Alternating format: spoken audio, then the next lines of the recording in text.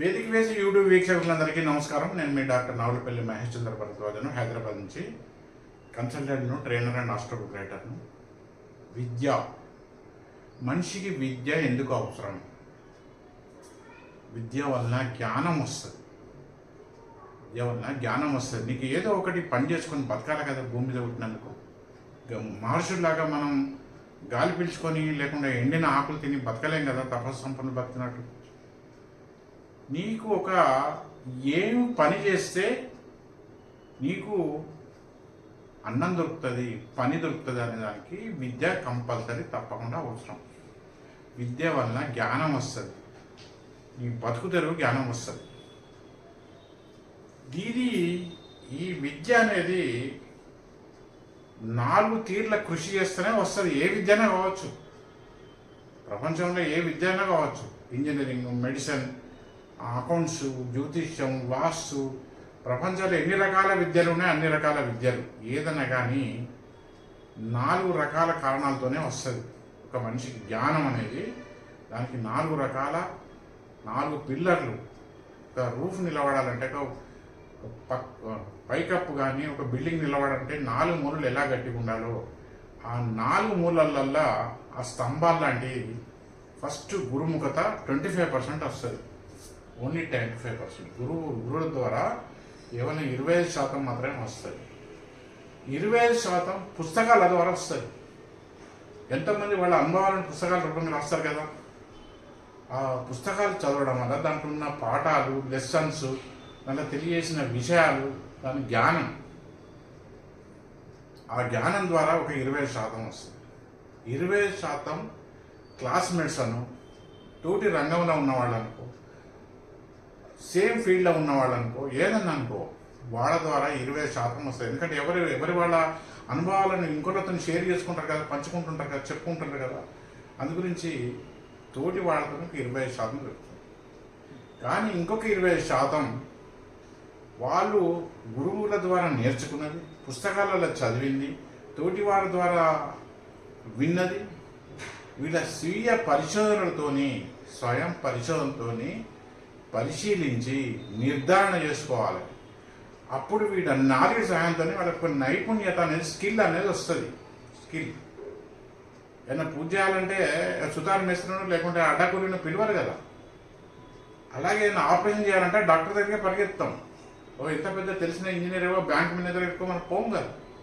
అలాగే ఈ నైపుణ్యత ఉన్న వాళ్ళ దగ్గరికే జనాలు పరిగెత్తుతారు. నైపుణ్యత, స్కిల్ అండ్ ఎక్స్పీరియన్స్ ఉన్న వాళ్ళ దగ్గరికే మాత్రమే జనాలు వాళ్ళ యొక్క సమస్యను బట్టి కాంటాక్ట్ చేస్తుంటారు, వాళ్ళ దగ్గరికి వెళ్తుంటారు. ఒక పెద్ద డాక్టర్ దగ్గరికి పోయి నీ బిజినెస్ అకౌంట్ చూడమంటే ఆయన చూడాడు కదా. అంటే నువ్వు ఎవరి దగ్గరికి వెళ్తే నీ పని అవుతుంది అనేది అంటే నీకు అటువంటి స్కిల్ ఉండాలి. స్కిల్ ఉన్నప్పుడే నీ దగ్గరికి జనాలు వస్తారు. ఆ స్కిల్ రావాలంటే నీకు నాలెడ్జ్ ఉండాలి అండ్ ఎడ్యుకేషన్ ఉండాలి.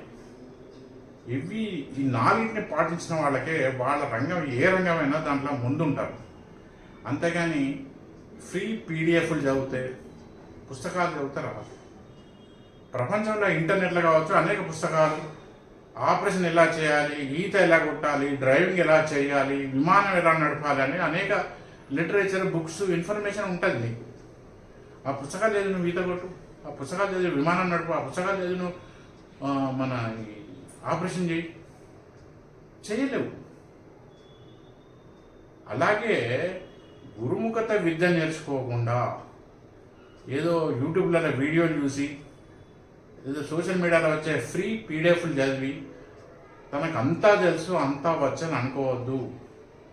అది అట్లా అనుకుంటే అది వాడికే నష్టం, కానీ జనాలకు ఎలాంటి నష్టం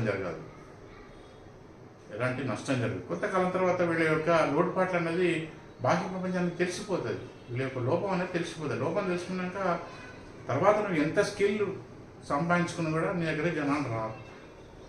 సో నీకు ఎటువంటి అవకాశం ఇవ్వడు. ఉద్యోగం ఇవ్వాలంటే ఎన్నో రకాల ఆలోచిస్తే అంటే అర్హతలు రావాలంటే గురుముఖత విద్యని తప్పకుండా నేర్చుకోవాలి. తర్వాత అప్డేట్ చేసిన పుస్తకాలు ఎప్పటికప్పుడు కొంటూ ఉండాలి. అంతేగాని ఎవరు ఫ్రీ పీడిఎఫ్ పంపిస్తారని గ్రూపులలో ఎదురు చూడదు. కనుక నేను స్వయంగా నా అనుభవంతో చెప్తున్నాను.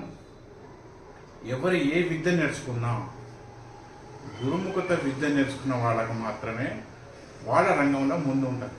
ఇప్పుడు 10వ తరగతి చదవడానికి ఇంగ్లీష్ చదివి వస్తుంది, తెలుగు చదివి వస్తుంది, హిందీ కూడా చదివి వస్తుంది. అదే ఏ పీజీ పుస్తకాలు కానీ లేకుంటే మెడిసిన్ పుస్తకాలు కానీ చదువులైతే వస్తాయి కానీ నాలెడ్జ్ అయితే బుర్రలకు ఎక్కదు కదా. నాలెడ్జ్ అయితే బుర్రలకు ఎక్కదు కదా. అలాగే ఒక మనిషికి జ్ఞానం అంటూ రావాలంటే ఫస్ట్ గురుముఖత విద్య కంపల్సరీ, సెకండ్ పుస్తకాలు కంపల్సరీ. అంతేగాని యూట్యూబ్లలో రకరకాల వీడియోలు చూసి తర్వాత రకరకాల పీడిఎఫ్లు చూసి ఎక్కడ చూసి నాకు అన్నీ వచ్చు అనుకుంటే వాళ్ళే నిజ జీవితంలో ఫెయిల్యూర్ అవుతారు. సో నా అభిప్రాయం చాలామందికి నచ్చచ్చు, నచ్చకపోవచ్చు. కానీ నేను స్వయంగా నాకు తెలిసిన విషయాలు చెప్పాను. నా అభిప్రాయం నచ్చినప్పుడు దయచేసి నా వీడియోని లైక్ చేసి, షేర్ చేసి ఇతరులతో పంచుకోవాల్సింది కోరుకుంటాను. అలాగే నా వేదిక బేస్ యూట్యూబ్ ఛానల్ సబ్స్క్రైబ్ చేసి ప్రోత్సహించారుగా కోరుతున్నాను. నమస్కారం.